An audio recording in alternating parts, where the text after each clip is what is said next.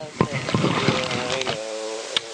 But this was pretty cool. Rugged, lightweight, wireless, and portable. Do not expect this to come in at 2 or 3 pounds, but it is, how shall we say, indestructible. Yeah, indestructible. Well, yeah. Indestructible. Okay, have you seen these commercials where they have the... Is that the gorilla jumping up and down on them? Yeah, that's it, yeah. It's just like built the old Samsung things. But this is probably the biggest thing, which is the IPTV. Yeah. Yeah, that you see all over the place. I know. Well, yeah, what did they interview you for yesterday? Oh, it's right there. I have the guy's card right there. Yeah, so... Right there. Okay, what was it? Let's see, Internet Business Systems Incorporated interviewed Notaspringchick yesterday. So, you might look for that coming up soon on your... Actually, like, exactly. Your website? Yeah, let's see, actually, this... It doesn't actually have the website on it, does it? This Safe Worlds. I know, Safe Worlds also includes software for VoIP phones, video conferencing, and IPTV. So, basically, okay, part of the guided tape that works for ESPN, so you can figure, That's actually, right. they over-talk with Notaspringchick because her leg was showing off. No. But expect to see a lot more of IPTV. Yeah. That's right. Network throughout the house. Right. I know. Wouldn't that be nice to do all of that? And of course, okay, Infocom. Infocom is the main reason we came over here, and Infocom is focused on audio and visual. Yeah. But we saw a lot of crossover with some of the other shows we've been to. We saw one audio, one. Wow. And that basically... Must be audio-visual show. Yes, an audio-visual show, but we saw one audio, and that audio was basically from Stenheisen, announcing that their company that they have bought is simply, they're turning out basically super-duper sound systems for basically it's for commercial use, but if you're really a great sound aficionado, I'm certain that they'll sell you one of these pro units. Oh, you have to see. Actually, let's go through the list of the press conferences we went to. Yes. And what we saw and what we were impressed by. Yeah. And did you things it up? Maybe. Ah, okay. Let's see. So, Infocom is focused on audio and visual, but on the crossover we saw some of the same things we've seen at NAB, which is... And CES. Okay. But the focus, instead of just being like CES focuses on consumer, NAB, National Association of Broadcasting, focuses on, of course, broadcasters, TV stations. And basically, Infocom, if you've got the money, you can buy the product.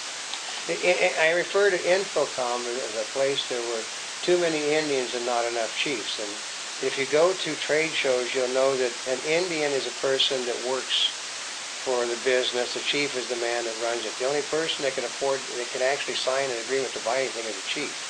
Infocom had too many Indians and not enough chiefs. Those are the guys with the suits. But we did see a lot of focus on projections. Yeah, projectors and touch screens are huge. Are really huge. And a lot of focus on the educational market. The educational and church. Yep. But basically the professional side, they ignored the professional side because actually you can get more to that in NABCS and NAM. But it has to do with video, conferences, office, advertising, church, and education. Heavy on education. The problem was we found out from some of the people we were talking to that here, basically they just opened a brand new, very expensive media center, and they're looking for a new product. But as he said, we're doing this in an era where we're cutting back on employees and don't have the budget to get what we need. So prices weren't bad. I mean, we're talking this isn't really... I was really surprised at some of the prices. You might think that it's expensive. No. $900 to $1,500 for a projector is what you would get at Best Buy. That's right. And this is without educational discounts. Right. So I mean, there were good deals. The problem is that what's that? Is the age-old problem with the projector is that the lamps are ungodly expensive. Are those bulbs in there? Yeah, we're talking $300 and $400 yeah, expensive. $300 and $400. And they only do like 2,000 to 3,000 hours, and that's an average 2,000 to 3,000 hours. It means a lot of them are going to get a lot less. and you'd hate to spend $400 for a bulb because yours got a lot less than that $2,000 to $3,000. Ah, that's true. Let's see.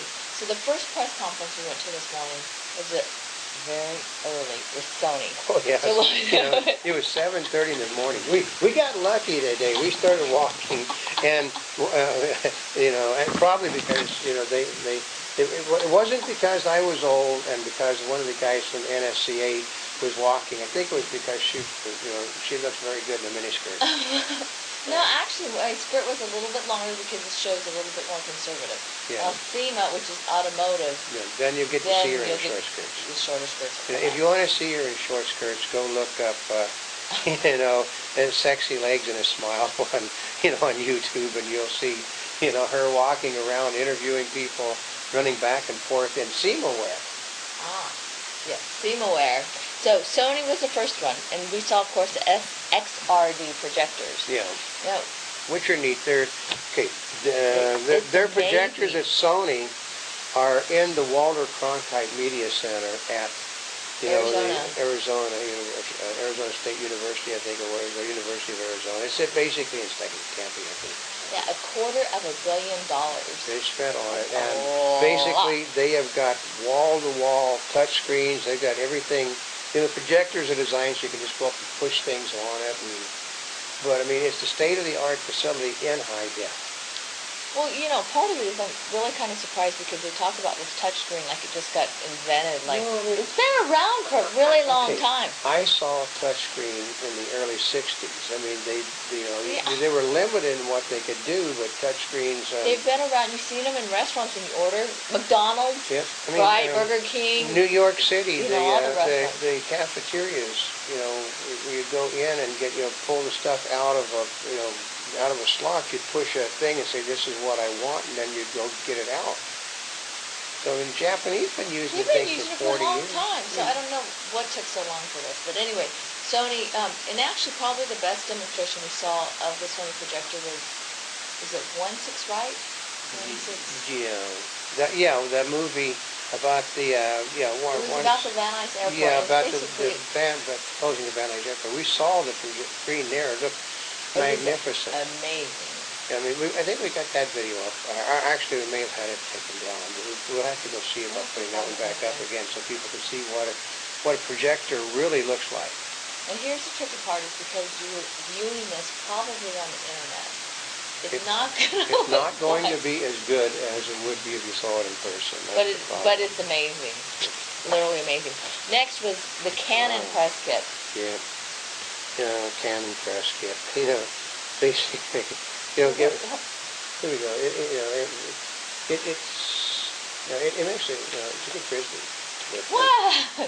Now, Canon introduced the real ISWUX10, the world's first WUXGA. Most of you don't want in the world is that LCOS projector, and the real IS-SX80. It's a pick bridge compatible projector, which, let's translate that for you. What does that mean? You can plug your camera into the projector? You can plug, a majority of what we saw has USB ports, and you can sit there and plug anything USB. Okay, we actually we did see, at the Canon place, they had a Canon television, they had a Canon video camera plugged into the projector, and they were using the hard drive on the Canon to project the pictures up on screen. Remember the airplanes and all the people? Cool. That's right. Yeah. So it does. That's what they can do. I mean, you can shoot something in video, plug it into your projector. You can stick a USB device.